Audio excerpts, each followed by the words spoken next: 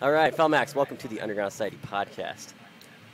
What's going on, Justin? Thank you for having me. Absolutely. I want to start off with a branding question because I know you've built your brand a lot around like the anime scene, and I personally don't know that much about anime. Where did the concept of Felmax kind of come from? You know, funny enough, a lot of people ask and they think because of the branding that it is tied to something in anime, and although I wish it was, but I used to be in like a duo before, in a production duo, and we used to go by the House Cartel.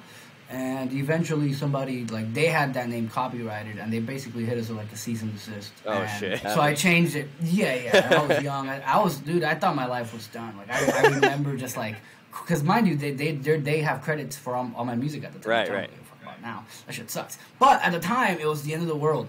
But we changed it to Felix House and Max Cartel. And people weren't catching on with that. People were like, oh, yeah, Felix Cartel. And we're like, no, that's one guy. We're two people.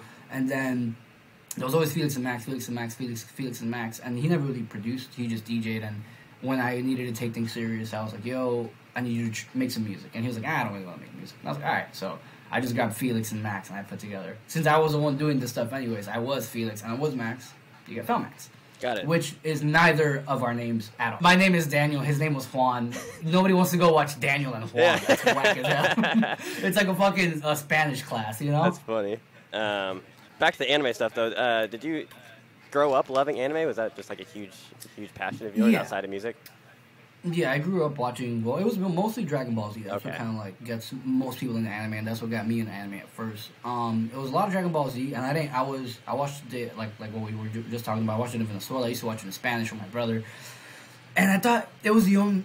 I just didn't know what anime was. That to me was anime. So when I saw Naruto at first, I was like, what the fuck is this? Wannabe Dragon Ball Z? And then I started seeing all these anime, and I'm so like ignorant to the fact that there's a whole genre of it. And I just thought every anime that wasn't Dragon Ball was ripping off Dragon Ball. Yeah, I was like, look at these fucking Dragon Ball ones. Turns out there's a whole world for me to fucking love. Yes. So yeah, I grew up watching Dragon Ball Z.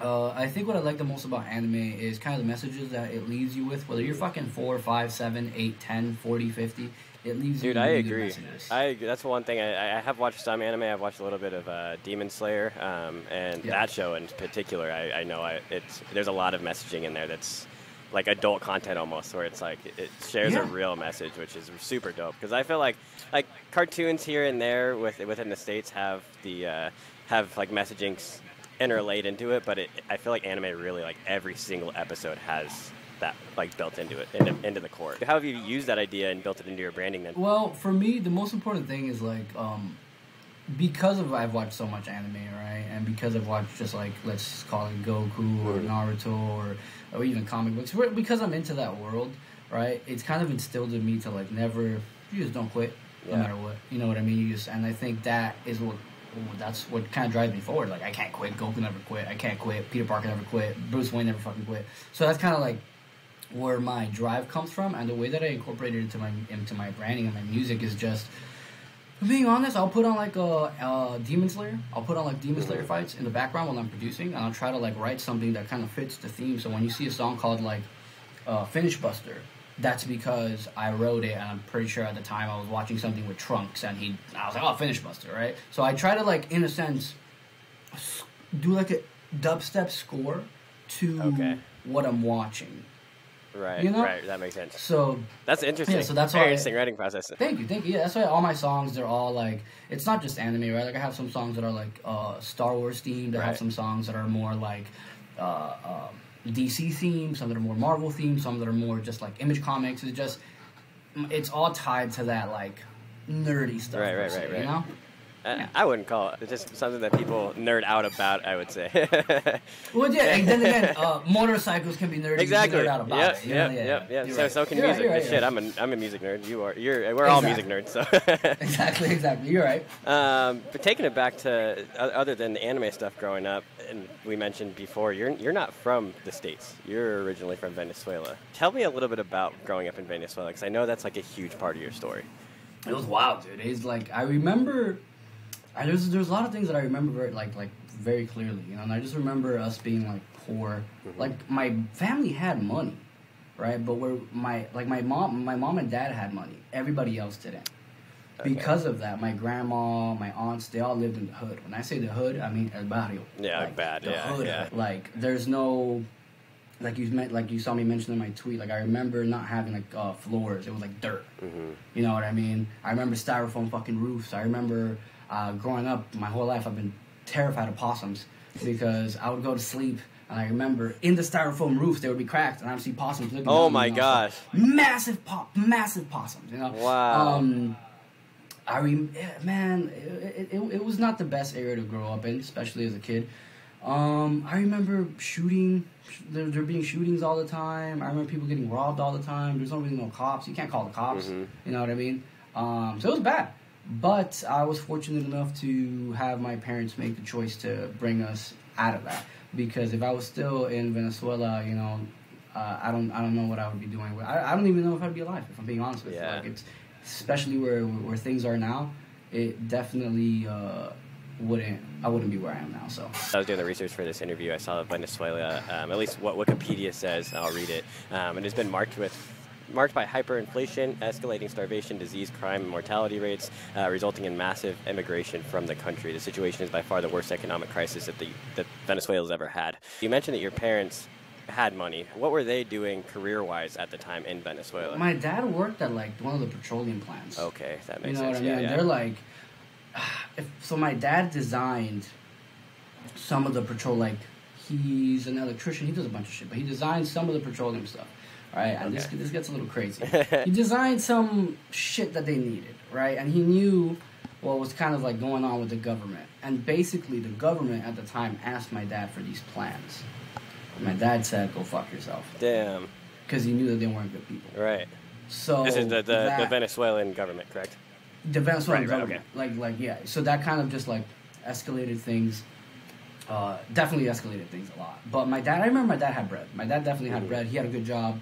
But everybody in my family lived in the hood. So I don't think it would make sense, like, from his point of view. Like, I'm not going to live in the suburbs and have my mom living in the fucking hood. If I can't get her out the hood, what I'm going to do is at least live in the hood with her. You know, and I can respect that. Yeah, totally. Or did you, when you guys moved to the States, did your whole family kind of move together?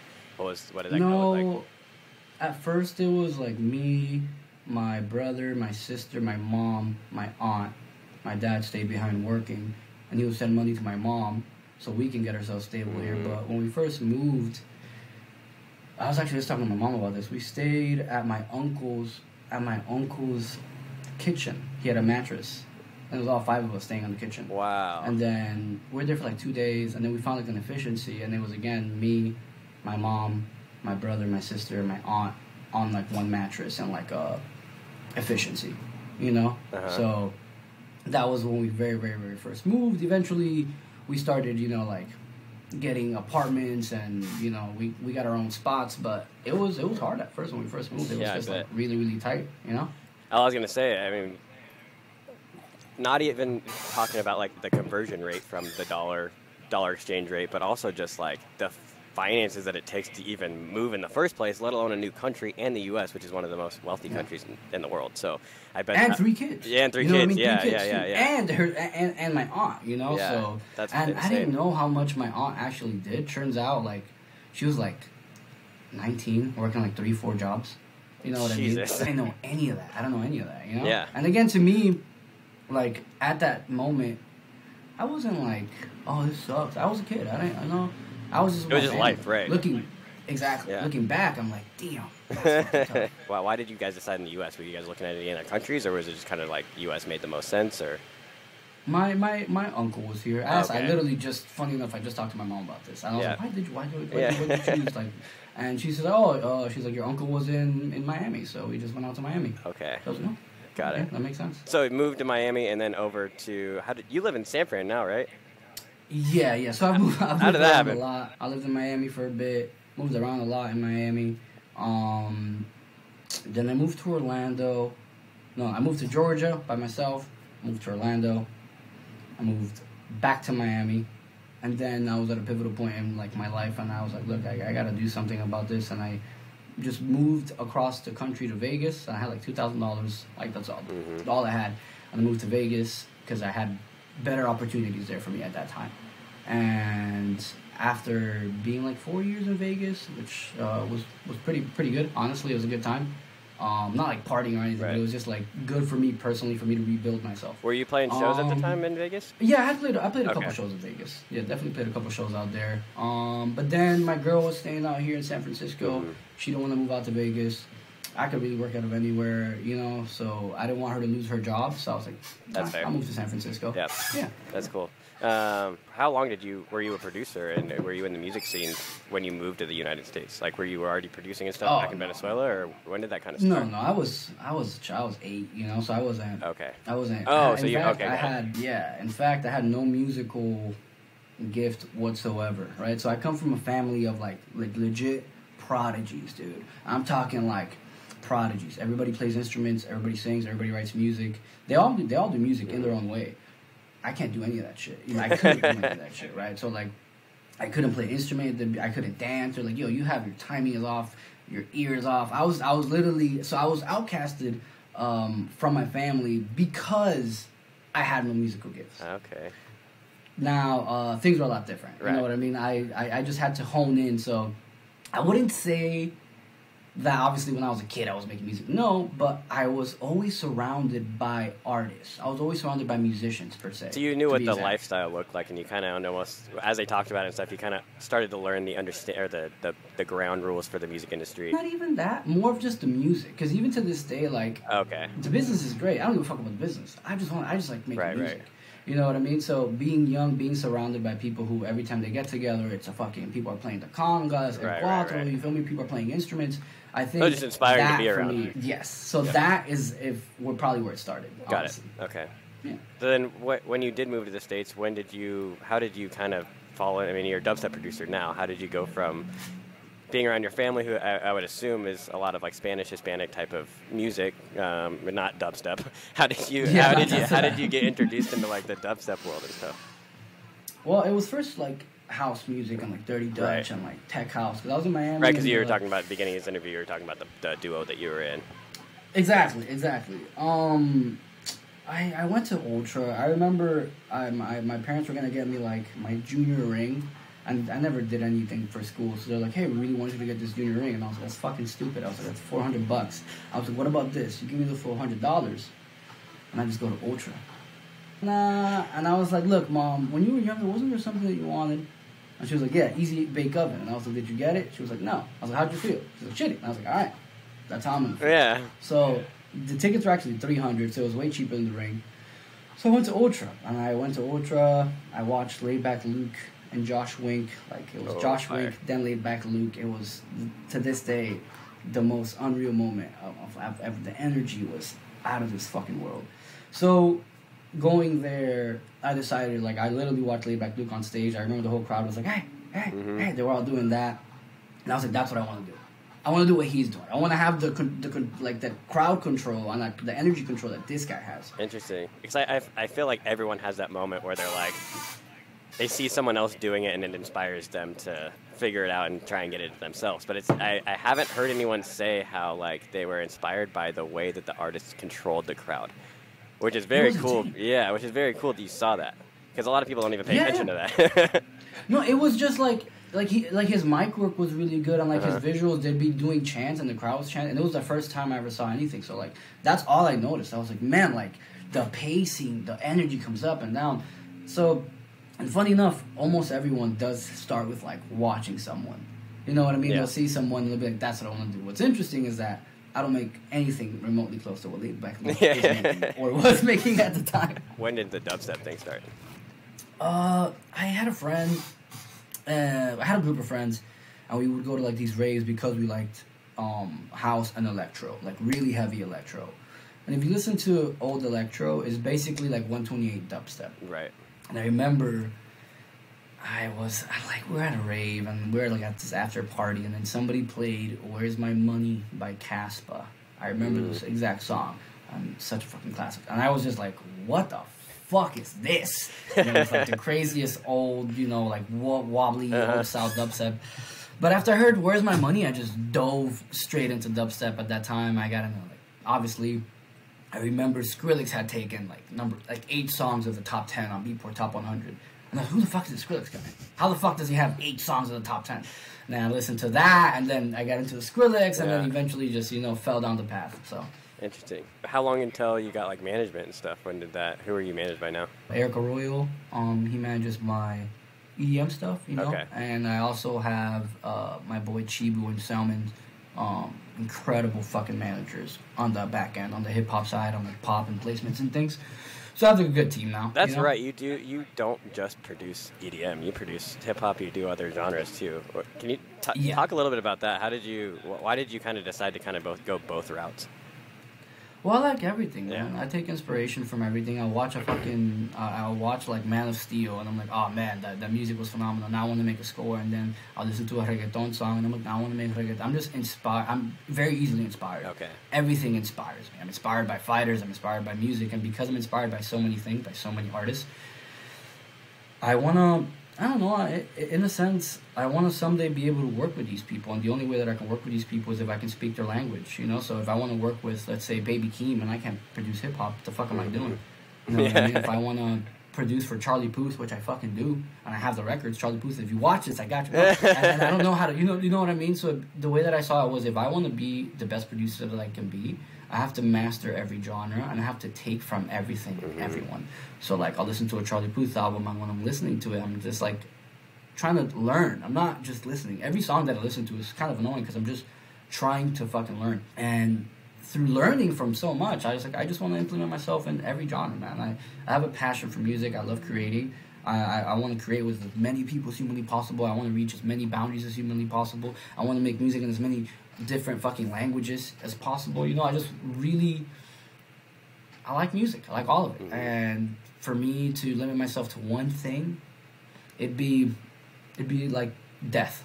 Yeah. You know? Yeah.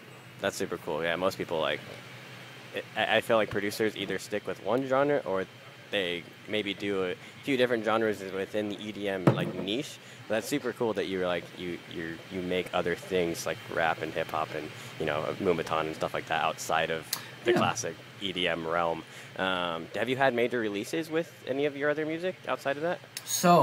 Today, this year is the first year that I started working with Chibu and Selman. Granted, Selman I've known for years, but at the time when we first met each other, we both weren't where we are now. This year, things actually started happening. So I've gotten the records sent in, some big records from some big people. I should be talking about it like January, February. So the records will be coming out very soon. But it is with, like, alright, I'll say one of the rappers. I have some stuff with, which is insane in itself. And then there's people who are like, that I've listened to for years that I'm getting the opportunity to work with. One of my favorite rappers. That's amazing. One of like legit my favorite rappers. Sent him like a pack of beats. He picked 2 the other day. So it's all starting to, like, it literally all started getting confirmed from like October to now. And I started sending stuff out in January. You know what I mean? The hip hop thing works way different. Thank you, dude. Thank you. But it works different, you know, like completely. It takes like 6-7 months, you know? Yep. What do you think is the major difference between, like, how the EDM business side works versus, like, the rap industry? For you, at least, as a producer, how does that differentiate? In hip-hop is who you know, man. Like, in EDM, I think there's a fair chance if your production is good for you to actually get some spotlight by just being consistent with your releases and your branding. In hip-hop, you can be the best producer, but if you don't know nobody, bro, you're not going to get your shit heard. The difference that's happened between now, me getting my beats actually placed now, and before, is that I have somebody on my team who's literally texting beats to these people. You know, so that's cool. That's I would say is the biggest difference, and the way it works too. It's just very humbling. You know, in hip hop, like I said, you could send something to somebody today, and a year and a half from now, they'll hit you back and they're like, "Oh shit, that beat. By the way, Travis Scott is on it." So it works really different. So, you know, when you're sending all this music and like you're writing 300-400 fucking beats and you're sending all of it and you don't hear back for months, that can kind of be demotivating. As to where in dubstep, if you make a slapper, you can put it on SoundCloud, right? You can send it to DJs to some promos, right? DJs can start playing it, and you can get that like confirmation that you're moving in the right pace. The press and the press works very differently. I feel like like and like how you roll 100%. things out. Yeah, interesting. Since working with the manager, you've done work with Space Yacht, Root Service, Subsidia a handful of times. Who's been like your favorite, at least on the EDM side? Who's been like your favorite to work with? If Well, my if you had to favorite choose, was I know they're all amazing, yeah, but yeah. yeah. I mean, look, I will say I'll say two, right? Every label that I've had the opportunity to release on, obviously they've done great, and I would love to release multiple releases with them. However, Subsidia and Rude Service, I think, are doing something special for smaller artists. I agree. You know what I mean? For artists who don't have that kind of a platform. I released 13 songs with Subsidia, and I was able to get on 13? Holy shit. Yeah, I have 13 songs with Subsidia, and Wow. because of that, they put me on Lost Lands, which is fucking massive. You know what I mean? 2 years in a row, and played some of my best, literally my best memories come from Lost Lands. And then Rude Service, like they just, when they fuck with you, they believe in you, they really fucking believe in you. You know what I mean? And they're willing to not just push the single, but I think help you with your project as a whole. Like me and Blaze did an EP with them, and we were able to brand a whole tour after the EP using Root Surface, which is fucking amazing. A lot of labels wouldn't be game for that, you know? Other than like what they're doing for the underground, is there like a specific like reason why you would choose those? They come through with good playlisting. You know what I mean? Like they don't just put your song in like your song isn't just another thing that goes into the machine. You know what I mean? Like they take care of the release. You have the backing of like Excision and Bear Grylls too, which they have a large platform individually, so it helps. And they play your music out, you know what I mean? Like one of the things that I learned, especially in dance music, is nobody fucks with you until everybody fucks with you. Nobody's gonna like you, so like until their favorite DJ plays your music, they're not gonna like you. And this is an opportunity for people to listen to smaller artists, you know? Dude, that's what I've noticed, that especially for your journey is like you were overlooked a lot. I feel like I knew who you were for a long time, but I feel like you didn't really start popping off until you like started getting into Subsidia releases. Yeah, I would agree. I would definitely say. Yeah. I feel like, especially in the bass music scene, I consider myself, not just me, but I do think I'm a little bit slept on. But then again, I feel like every producer feels that way too, right? You know? Yeah, and I think with the times that you've played Lost Lands and all the opportunities you've gotten since those releases have really, you almost seem like a completely different artist now, and your production is. It's nice actually being able to see you get noticed and being on playlisting and stuff like that. Like your music pops up a bunch for me now. But like in the past, I was like, okay, I know who this guy is, but you never used to pop up on Spotify. You never used to pop up on anything. So that's interesting how that played out when you started, releasing with especially those two. I did notice a shift in the reception from the average listener once I started working with Subsidia. You know what I mean? Like there was just a shift in the way people were reacting. Like people weren't just like liking one song. I noticed it going, they like 6 songs in a row. Like I felt like people were connecting a bit more. So it is cool that from the outside you can also pick up on that as well. You know? Yeah. It's been awesome to see. And you're I don't know if you've been working, I'm sure, a ton on production and getting your production better and better. But your music that you've been putting out, especially this year, has been incredible, dude. Thank you, man. That really means a lot. You're full-time music, correct? Yeah. What are your different revenue streams? Because I know you have touring, you have your, obviously, the revenue that you make off streams and stuff, which obviously isn't much in today's day and age. But what else do you have you set up? I mean, Beats does well. The hip-hop game does well. Yeah. You know what I mean? That's ideas. Yeah. Yeah, a publishing deal is not a bad thing, which is what I'm after. But I teach production. I teach production full-time. I attribute my growth as a producer to the fact that I teach like 60 hours every week, right? 60 hours a week, and then I produce my own music. So even like today, I had a lesson. You're working constantly. Yeah. I'm just never not producing. Wow. It's all I do. It's literally all I do. The way that I see it is, when I used to play basketball, I'll be like, man, if I spend 8 hours shooting a shot from the same spot, I'm going to eventually get really good at this. I'm just shooting jump shots, the same jump shot every single day, you know? So that's really what helps, just teaching production. And I think the way that I teach production, there's a reason why it works. Like my students, like they have Subsidia releases supported by Excision. Like if I name some of my guys, they have like collabs with like fucking Resurrect, fucking Freaky, a lot bigger artists. they're killing it, and I think it comes down to the way we kind of go about the production. You know what I mean? I help them out. I make sure that I give them. So for me, the reason, and the reason why people, I don't want to say suck. The reason why people's music doesn't sound at the quality that it needs to be is because a lot of newer producers are starting with sounds that are 3 or a 4 or a 5 because their ears aren't developed enough to pick apart a 3 from a 10 because there's a similarity. But the truth is, there's a drastic difference. What I'm doing is, here's my exact sound library. Here's every sound that I'm using. And I'm co-producing these records with them. I'm not just like, oh, do this. No. Like, I sit down with them. If I have to swap out their kick and snare, I'll swap out the kick and snare. If I got to add layers, I'll add layers, right? So they'll start an idea, and I'll collaborate with them. You know what I mean? And through me doing this, they're kind of seeing how they can grab an idea and take it all the way to completion from a 4-bar state to 8 bars to 16 to intro, build, mix, master, all the way through. And when you can sit down with somebody, mind you, I've been producing for almost damn near 14 years, with somebody who's been doing it for a while. Like, for example, if I could sit down with somebody who makes pop and have them co-produce my records until I know what works, I'd fucking love that. You know what I mean? Yeah. So that is kind of what I do with my students. You know, now granted, the goal is eventually, like, the people that I've been working with for longer, I don't even have to do that. I just tell them, do this, this, this, and this, and they already know. Mm-hmm. You know what I mean? The goal is to make it like, you don't need me anymore. But we only get there through me and whoever it is working one-on-one on what they're doing.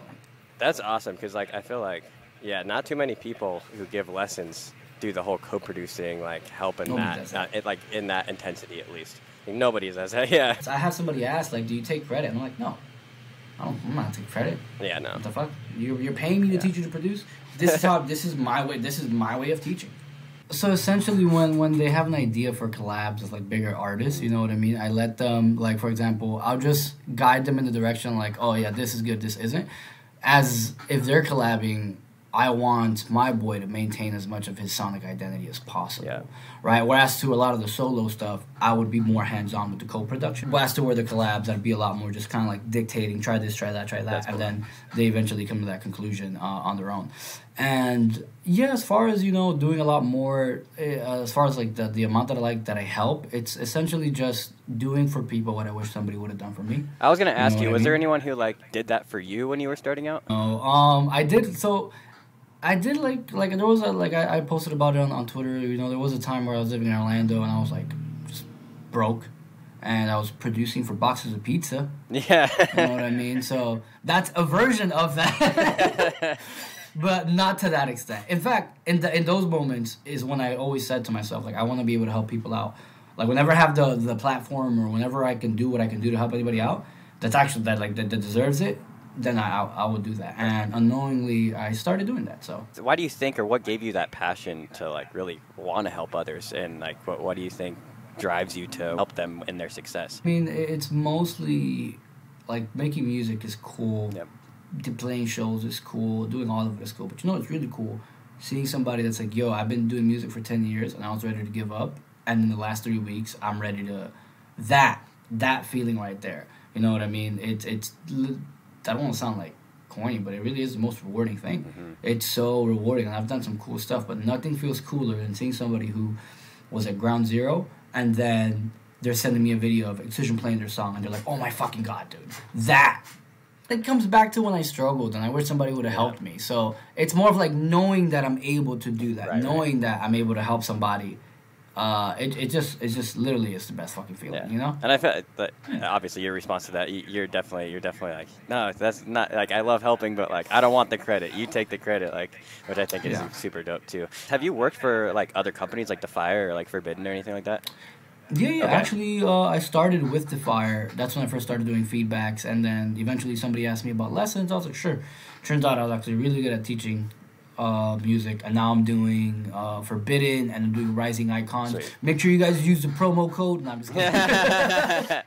MeUndies. Yeah. If you do have a promo code, I can put that in the description as well. But what originally got you into wanting to do the lessons and stuff? Was it just like, or working for Defire, like getting your start in that side of things? Was it just like another revenue stream at the start, or was it something that you were just like, I really just want to help people, I don't care about the money? So originally, it was more of a content thing, right? Okay. So I used to live with the dude from Five Finger Death Punch, and I lived with him for a minute. Like the main guy is Old Town. That's my brother for life. But he would tell me, break down your fucking songs on your Instagram, dude. What are you doing? Like, break that. Like, people want to see that. Break down your songs. Like, you know. And I did it one time, and then somebody messaged me from the Fire. So it was mostly started just because I wanted to, like, I don't know, reach an audience in a different way. And then they're like, you want to do feedback? And I was like, yeah, sure, I'll do feedback. You know. And then somebody was like, oh, you teach production? I was like, I mean, I can. I've been producing for 12 years. Yeah. I started with one person, but now it's like, I can even. Yeah, what is your academy kind of look like now? Like over 20? What was it like? Rough estimate. On a week-to-week basis, I have like well over 30. Oh wow. People, and then there's people who will book like, because I have my weekly people, my weeklies, right? But once that's full, all you can book me for is an hour or two. So then I have people who will come in, they'll book an hour or two. I think total maybe like in a month, realistically, 40, 50. Damn. Maybe 60 people. Holy shit. Yeah. Good. It's cool, good though. business. Yeah, that's awesome. How big was your following when you started like giving lessons and stuff? Do you feel like, was there ever like a time where you're like, were you meant to? I know there's sometimes like an imposter syndrome. Did you feel confident like when you did start giving lessons and stuff like that? Or did you feel like you were ready for that? That's actually a great question, because sometimes I'll see people teach production, but from where I see it, I'm like, I think, you know, like, you got to be a little bit more prepared for that. Yes. I was already producing for like, you know, like, I don't know, like 12 years at the time. I had success doing what I was doing. I'm fairly confident in my production, especially like over the last couple of years. I've just, you know, when certain things happen, it just gives you confirmation that you're moving in the right directions. Yep. And when it's like, for example, when one student, I tell them, do this like this, and this will happen. And that happens. And then the second student, that happens. The third student, that happens. By the time the 10th person that I'm working with, I'm already so confident in my system. Yep. So by now, I am the most confident I work in the 60 system. people a month. Like, there's a reason for it. You know what I mean? There's a reason why not only I work with so many people, but there's a reason why the records are getting signed. Like, I remember I saw somebody do like here are my top, like it was like a TikTok, and they're like, here are my top 5 favorite artists. And they put one of my students in that list with his 4 favorite artists. That's cool. And I was like, that's fucking badass. Yeah. And so. That's awesome. Now that you've built the business and stuff, what's your methods of like marketing that and like getting new customers in the door for like productions? Like, how do you tell people about it? Word of mouth. Just people talk about it. Yeah. That's cool. You must be a really good you must be a really good teacher then if you got 60 people a month. Holy shit. Wow. Yeah, it's really like I'll put it on Facebook every now and again. You hit me up for lessons, but like I said, like now I have so many people that like their friends are referring to their friends, and they're referring for their friends, and so I think by this point it's just self-sustainable for sure. Yeah, that's awesome. Other than continuing on with what you called the academy, and then obviously the music that you've been putting out lately, what's kind of your plan for the upcoming year for Felmax? So I'm just getting ready, like right now. I have like a bunch of collabs that I did this year with my students, right? Like if you look at like a lot of the flips that I did, there were some of my students, a lot of original music with my students as well. But now I'm starting to just get collabs with some of my peers. Sweet. So like I got some stuff coming up with Louis J. I got some stuff coming up with Freaky. I have some stuff coming up with Perry Wayne. So I've just been getting more collabs in with some of my producer homies. Working on the rebrand, right? I already got a new logo. I'm getting a new emblem done. We're rolling out some merch. I have a meeting about that sometime this month. Sweet.